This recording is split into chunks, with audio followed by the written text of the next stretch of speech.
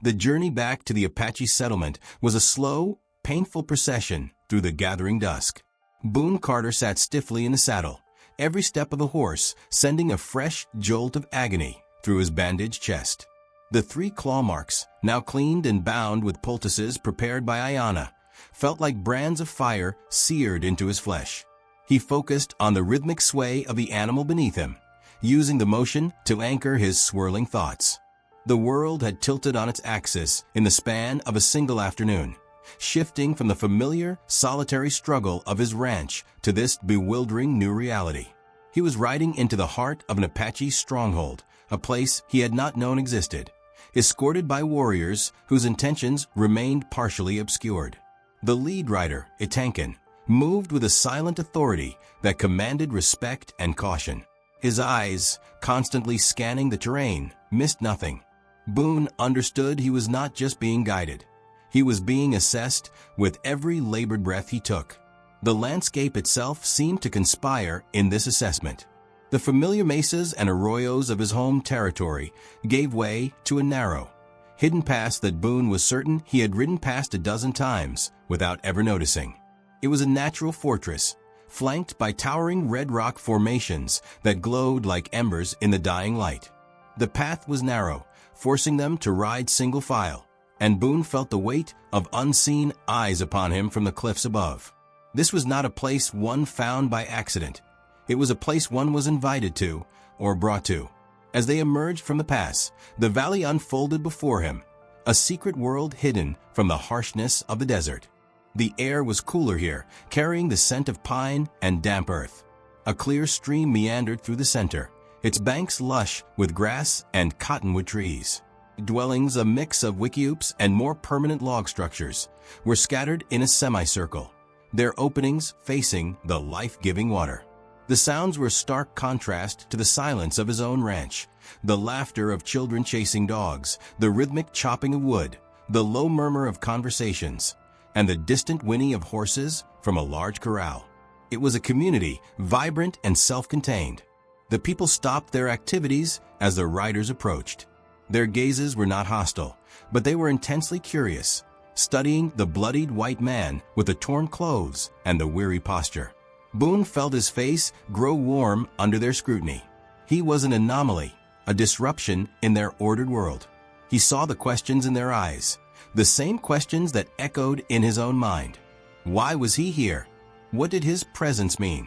Etankin led them to a central clearing where a council fire smoldered, its smoke a straight gray column in the still evening air. Seated beside it on a simple chair made of woven branches was an older man. Chief Takakota possessed a quiet gravity that required no announcement. His hair was long and streaked with silver, tied back from a face that was a map of a life lived under the sun and stars. His hands, resting on his knees, were calloused and strong. But it was his eyes that held Boone, dark and perceptive, seeming to look through the surface and directly into the turmoil within. The chief did not speak immediately, allowing Boone to dismount with a stifled groan, allowing the silence to stretch and settle. It was a test of patience, and Boone, despite his pain and confusion, found a reserve of it within himself. He met the chief's gaze and waited. Finally, the chief spoke, his voice low and measured, each word chosen with care. He expressed gratitude for the lives of his daughters, his tone formal yet sincere. He then posed a question that cut to the heart of the matter, asking not about the mountain lion, but about the men who wanted Boone's land. The conversation that followed was a careful dance. Boone answered with a blunt honesty born of exhaustion and a newfound, fragile trust. He spoke of the 3 escalating offers, the final threat veiled in politeness, the slow, grinding failure of his ranch. Chief Takakota listened, his expression unreadable. Then he began to draw lines in the dirt with a burning stick from a fire, creating a rough map that laid bare the brutal truth. Boone's land was not valuable for what it grew, but for where it sat. It was the key to a lock the cattlemen were desperate to pick. The chief's explanation of the cattlemen's tactics was chilling in its clarity. They would manufacture a reason to remove him, using the territorial authorities as their unwitting weapon. The alliance he proposed was not just one of convenience, it was one of necessity. They would offer him protection, a place for his cattle, a community. In return, he would lend his knowledge, his labor, and if it came to it, his gun. But the word that resonated most deeply, the word that changed the proposition from a tactical agreement to a profound commitment, was the last one the chief used: family. It was a concept Boone had not truly known since childhood. It implied a loyalty that went beyond contracts, a bond that was not easily broken. As he turned the word over in his mind, the young scout arrived with the news that made the decision immediate. Armed men were at his ranch. The theoretical had become real. The time for contemplation was over. Boone looked from Chief Takakota's steady gaze to the determined faces of the warriors already preparing for battle, to the concerned eyes of Ayana and Nali. He was at a crossroads, one path leading back to a solitary fight he could not win, the other leading into the unknown, into a conflict shared, into a family found in the most unlikely of places. His acceptance was not a calculated strategic move, but a visceral response to the offer of belonging. He would stand with them. The ride to Boone's ranch was a brutal test of endurance. Every jolt of the horse's hooves against the rocky ground sent waves of fire radiating from the claw marks on his chest.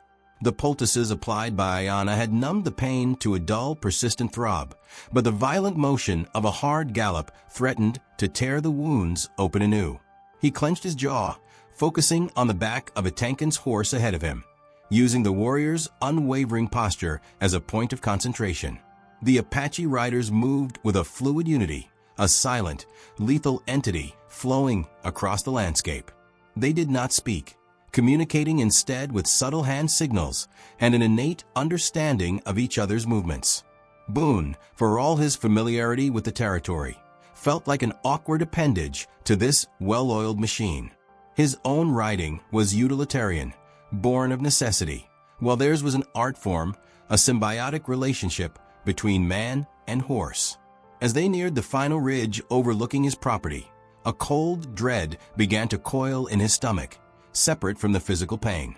It was the dread of confirmation, of seeing the threats he had lived with for months made manifest in smoke and flame. When they crested the rise, the sight that greeted him was worse than he had imagined. The scene below was one of deliberate, spiteful destruction. His barn was a roaring pyre, orange tongues of fire licking at the night sky, casting a hellish glow on the figures of men moving below. Black smoke poured from the roof of his cabin, and he could see that the door had been splintered and the windows shattered. His corral was broken, the rails scattered like kindling, and among the chaos, the dark, still forms of his cattle were scattered across the dusty ground. A profound, sickening grief washed over him, not for the buildings which could be rebuilt, but for the animals. They were not just assets, they were the focus of his daily struggle, the silent companions of his isolation. Their pointless slaughter was a message of pure contempt. The raiders, a dozen heavily armed men, were gathered near the wreckage of the corral, their postures relaxed, almost celebratory.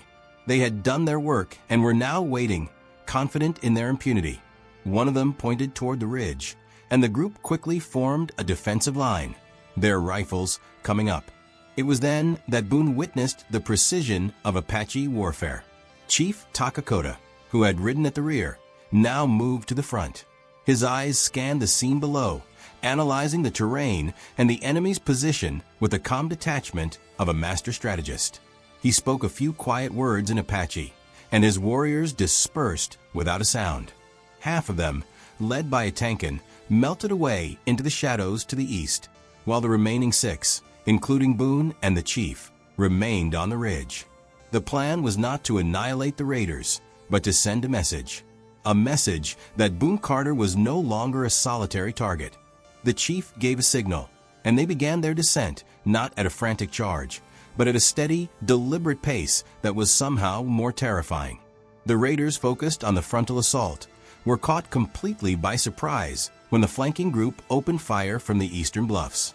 The sharp, echoing cracks of rifles split the night, and the raiders' formation disintegrated into chaos. They were pinned, with Chief Takakota's group advancing from the front and Atankan's warriors pouring disciplined fire from the side. The firefight was short, brutal, and efficient. The raiders, hired guns used to intimidating farmers and ranchers, were no match for the tactical skill of the Apache fighters. Within minutes, the shooting stopped. 5 of the raiders were wounded, moaning on the ground. The rest had fled into the darkness, abandoning their comrades and their mission. The silence that followed was broken only by the crackle of the burning barn and the lowing of the few surviving cattle. Boone dismounted slowly, his body aching, his mind numb. He walked through the wreckage of his former life. The heat from the barn was intense on his face. He peered into the cabin, seeing his few possessions smashed and scattered. He knelt beside one of his dead cows, its side matted with blood from a rifle shot. The loss was absolute. And yet, as he stood there amidst the ashes, he felt a strange and unexpected sense of liberation. The shackles of his solitary struggle had been burned away in that fire. He was free of the land that had become a prison, free of the constant, grinding worry. He had lost everything, but in losing it, he had gained something far more valuable. Nili's voice cut through his thoughts, reporting that 7 of his cattle had survived, hidden in a draw to the east. 7. It was a number that held no practical significance for a commercial operation, but to Boone, it was a seed that would be planted in the fertile soil of the Apache Valley. Chief Takakota delivered his message to one of the wounded raiders, his voice cold and clear in the smoky air. The words were not just for the cattlemen, they were for Boone, a reaffirmation of the alliance, a declaration of shared identity. As they rounded up the 7 surviving cattle and prepared for the long ride back, Boone took one last, long look at the ruins. He was not saying goodbye to a home. He was turning his back on a grave. The man who had lived here was gone, his dreams consumed by the flames. The man riding away was someone new, someone with a family, a purpose, and a fight that was no longer his alone. The path ahead was dark and uncertain, but for the first time in years, he did not walk it alone. The return to the Apache Valley felt like a homecoming, a stark contrast to the tense arrival of just a few hours prior. The sight of the hidden settlement, now bathed in soft moonlight, evoked a sense of peace and security that seeped into Boone's weary bones. The sentries at the pass nodded respectfully as they rode through, their earlier suspicion replaced by a quiet acknowledgement. The community, which had been a place of curious observation, now felt like a sanctuary. His 7 cattle, skittish and confused, were led to the lush pastures by the stream. Boone watched as they, for the first time in months, drank their fill without the water level dropping alarmingly, then began to tear hungrily at the thick grass. It was a simple thing, watching an animal eat, but it symbolized a profound shift in his fortunes. His struggle for survival had been communalized. The weight of providing for them was no longer his alone to bear. Ayana approached him, her expression soft with concern, and insisted on checking his bandages. Her touch was gentle and expert, and as she applied a fresh poultice, she spoke of mundane things, of the herb's healing properties, of the weather. It was a normalcy he craved, a moment of quiet care after the violence of the night. But the peace was short-lived. Chief Takakota summoned him to the council fire, the leather document case once again in his hands. The atmosphere was different now, more solemn and official. The tribal elders were present, their lined faces serious in the firelight. This was no longer a meeting of potential allies. It was a council of war and governance. The chief laid out the cold, hard reality of their situation. The cattlemen would not be deterred by a single military setback. Their next attack would come through the courts and the territorial government, using lies and political influence as their weapons. They would paint the Apache as lawless raiders, and Boone as their captive or accomplice. Then Chief Takakota revealed his masterstroke, the legal land patents. The documents were not just pieces of paper. They were shields, carefully preserved for over a decade. They transformed the Apache from perceived squatters into legal landowners. But a shield was only as strong as the arm that held it. The partnership he proposed was a legal fortress. by adding Boone's name to the deeds, by making his cattle part of the officially registered Apache herd. They created an unassailable legal entity. An attack on Boone would be an attack on recognized Apache property, a matter for federal authorities, not just a frontier dispute. Furthermore, Boone's unique position, straddling both worlds, made him the ideal advocate. He could speak the language of the territorial courts, understand the nuances of white law and business, and represent their shared interests with an authority that the Apache, no matter how legally right, might not be granted. It was an offer of immense responsibility, a role that gave his life a direction and purpose far beyond the boundaries of his failed ranch. As Boone processed the magnitude of this offer, the scout arrived with the news that shifted the timeline from theoretical to immediate. The cattlemen had already set their legal trap, fabricating a story of Apache aggression and stolen cattle. Soldiers from Fort Brennan were on their way. The moment of decision was now. He could still walk away, try to explain his way out of the coming conflict alone, or he could fully embrace this new identity, this new family, and face the storm with them. His choice was made without hesitation. His signature on the partnership documents was not merely an administrative act. It was a covenant. He was no longer Boone Carter, solitary rancher. He was Boone Carter, partner and defender of the Apache Nation. The ink on the page was still wet when the planning began. They had perhaps 2 days before the soldiers arrived. Those 2 days were a whirlwind of activity. Boone worked with the elders to prepare their legal defense, meticulously documenting every head of cattle, every weapon, every aspect of their community to present a picture of order and lawfulness. He coached potential witnesses, ensuring their stories were consistent and factual. At the same time, he learned. He learned about Apache governance, their council systems, their deep connection to the land that was now legally, as well as spiritually, theirs. He shared meals with different families, his awkwardness slowly fading into a sense of belonging. He was tested not with hostility, but with quiet observation. They were determining if his character matched his words. When the sentries finally signaled the approach of Captain Morrison and his column of blue-clad soldiers, Boone felt a strange calm. The fear was still there, a cold knot in his stomach, but it was overshadowed by a resolute certainty. He stood beside Chief Takakota at the valley's entrance, no longer a guest or a refugee, but a partner. He was prepared to defend his new home, not with a rifle this time, but with the truth and the power of the law.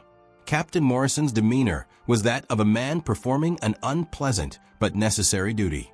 His eyes, sharp and experienced, took in every detail of the valley's entrance, the watchful sentries, the peaceful scene beyond. When he dismounted, his hand rested on his pistol not with threat, but with the ingrained habit of a career soldier on the frontier. His opening statement was a formal recitation of the allegations, his gaze shifting between Chief Takakota and the bloodied, but clearly unharmed, white man at his side. Boone's response, stating his name and his voluntary presence, was the first crack in the cattleman's fabricated narrative. Morrison's surprise was poorly concealed. This was not the captive he had been sent to rescue. Boone then delivered his counter-accusation with a calm authority that surprised even himself, describing the arson and slaughter at his ranch. He presented himself not as a victim seeking salvation, but as a wronged party demanding justice. Chief Takakota then played his trump card, presenting the leather document case. Boone watched Morrison's face closely as the captain examined the land patents. He saw the initial skepticism give way to careful study, and finally to reluctant acceptance. The official seals, the precise language, the unmistakable authenticity of the documents forced a recalibration of the entire situation. The Apache were not squatters, they were legal landowners. Morrison's subsequent inspection of the settlement was thorough and methodical. He and his sergeants moved through the valley, their military eyes cataloging everything. They counted cattle, noting Boone's 7 survivors among the larger Apache herd, all clearly documented. They inspected dwellings, stores of food and ammunition, and interviewed families. They found no evidence of raids, no stolen property, no atmosphere of lawlessness.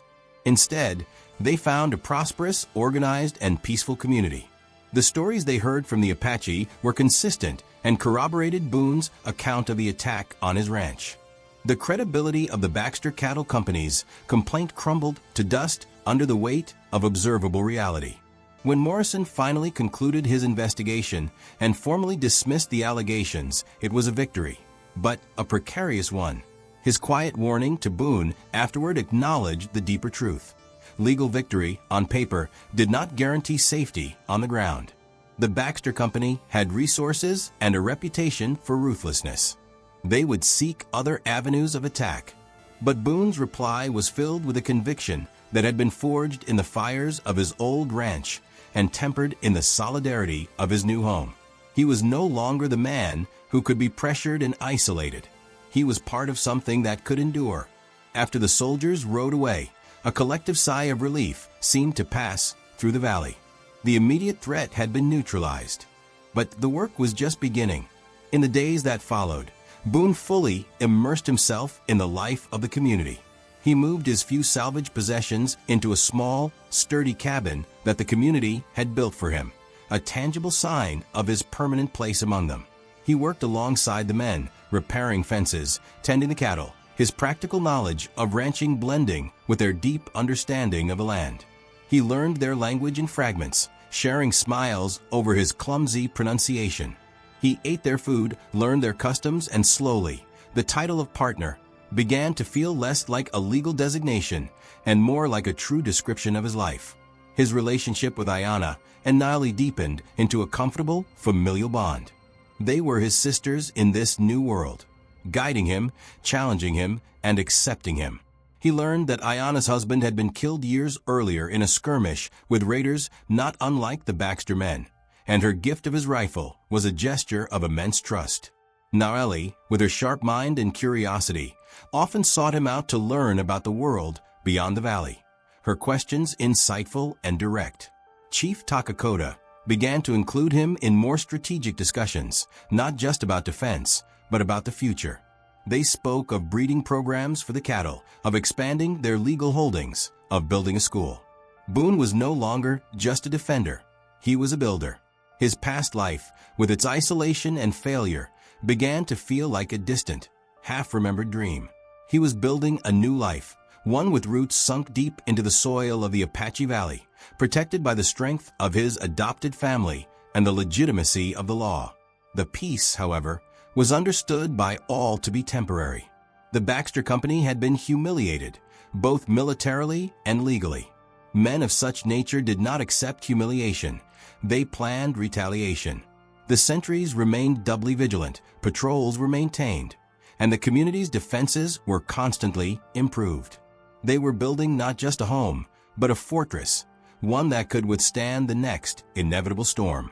Boone knew that the final confrontation was still to come, but he faced that future without the dread that had once plagued him. He faced it with the calm confidence of a man who had finally found his place in the world, and who would fight to the last breath to protect it. The summons from the territorial governor arrived a month after the confrontation with Captain Morrison. It was not delivered by a soldier, but by a well-dressed civilian aide who rode into the valley with an escort of 2 men. The document was formal, an invitation for Chief Takakota and his designated representative, Boone Carter, to meet with the governor in Santa Fe to discuss matters of mutual interest concerning territorial development and indigenous relations. It was a recognition that could not be ignored, a potential opportunity to secure their position at the highest level of authority.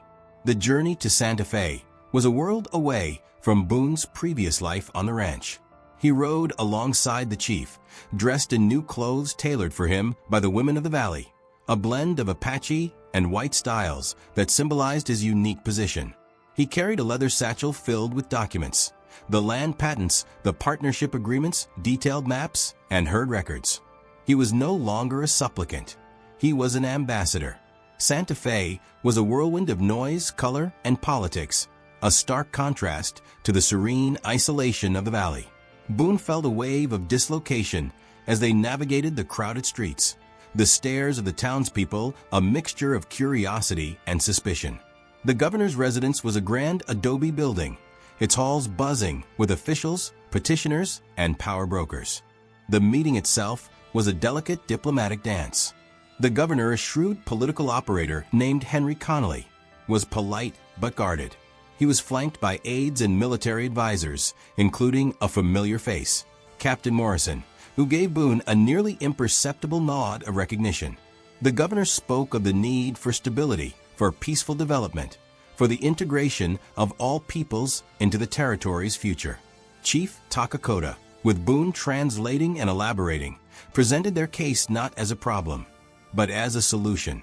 They spoke of the prosperous, law-abiding community in the valley, of their legal title to the land, of their desire to be left in peace to manage their affairs. Boone's role was crucial.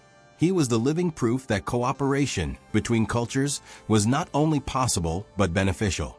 He spoke the language of business and law, explaining their ranching operations, their water management, their commitment to the territorial statutes. He was a bridge, and the governor, a practical man, could see the value of such a bridge. The meeting concluded with no grand promises, but with a sense of cautious, mutual respect. The governor acknowledged their legal standing and pledged to investigate any further complaints against the Baxter Company with impartiality. It was a diplomatic victory, one that added a layer of political protection to their legal and military defenses. As they prepared to leave Santa Fe, Captain Morrison found them at their lodgings. He had news. The federal investigation into the Baxter Cattle Company, spurred by Morrison's report and the governor's inquiry, had yielded results. Arrest warrants had been issued for the company's principals on charges of conspiracy, fraud, and incitement to riot. Their operations in the territory were being shut down. The news was the final piece of the puzzle. The legal, military, and political threats had been systematically neutralized. The victory was complete. The return journey to the valley was a triumphant, though quiet, procession.